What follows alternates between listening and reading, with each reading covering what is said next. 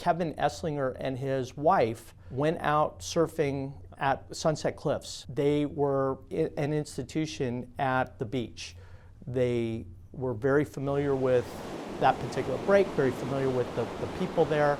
My wife and I typically surf together for a little bit before I head off to work every day, and that day was no different.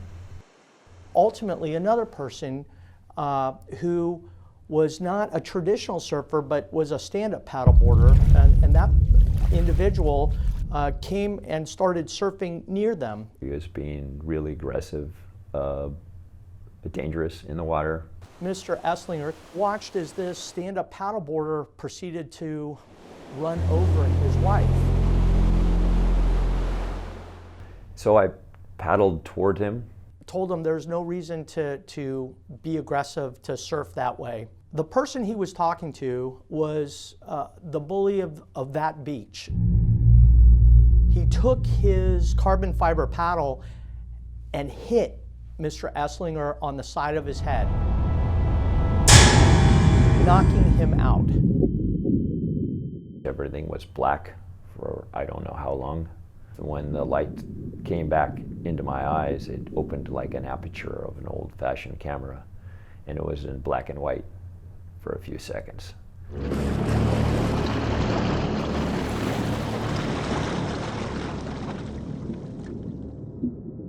He was taken to the hospital where CT scan clearly showed he suffered not just a skull fracture, but there was an visible indentation to his head where that carbon fiber had gone through the skull. I got, I think it was 10 or 12 staples. Mr. Eslinger couldn't talk. He found himself wanting to say things to his wife, wanting to describe to the doctor or to the police what had happened, and not being able to do that. A well-known swim coach and surfer attacked in the water by a paddleboarder, his skull broken, now facing a long road to recovery. A place where Kevin Eslinger usually finds peace quickly became a nightmare. That somebody would have a problem with him, it had to be a pretty unique situation. Pat Tope has been a swim coach with him for a long time. It's really one that's not afraid to give. He's pretty special, to say the least.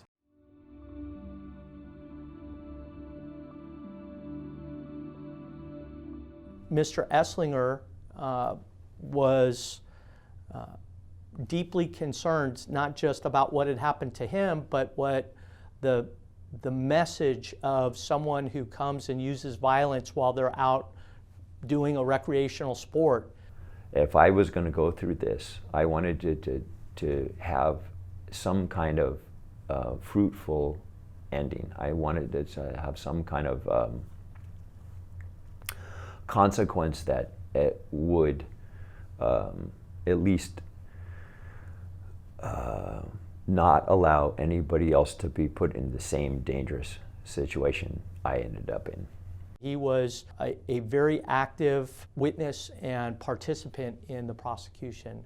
During the trial, he stuttered and he had difficulty remembering certain facts of his life, not necessarily related to the events of the case, but he had to confront the fact that he was a different person than he was before this attack on 12:45 in the afternoon. It was a privilege to watch the legal system work, despite how glacially slow it might seem, but it was a privilege to watch really competent and conscious human beings do that job. He can't hurt anybody where he is now.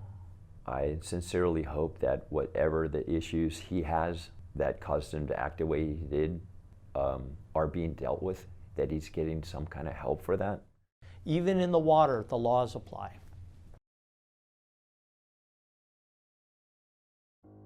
Mr. Eslinger had to overcome the effects of this assault in order to obtain justice.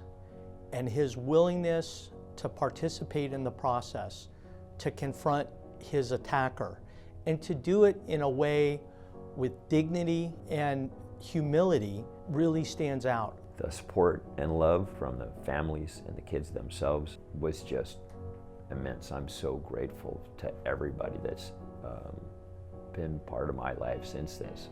Kevin Eslinger was able to look past all that had happened to him and realize that there was something worth fighting for, something worth preserving, that his assault could be something positive for the bigger community, for the greater surfing community. I hope, and because to still be the person that will speak up when I feel like things are not right.